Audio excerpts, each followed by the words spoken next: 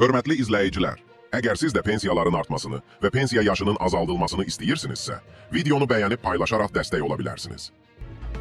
Əmək pensiyaları haqqında qanunun 7-ci maddəsinə əsasən, pensiya yaşına çatmış şəxsin fərdi hesabının sığorta hissəsində qeydə alınmış pensiya kapitalı əmək pensiyasının minimum məbləğindən az olmayan pensiya təminatına imkan verdikdə, sığorta stajından asılı olmayaraq, bu pensiya təminatına imkan vermədikdə isə, ən azı 25 yıl stajı olduqda yaşa görə əmək pensiyası hüququ yaradır.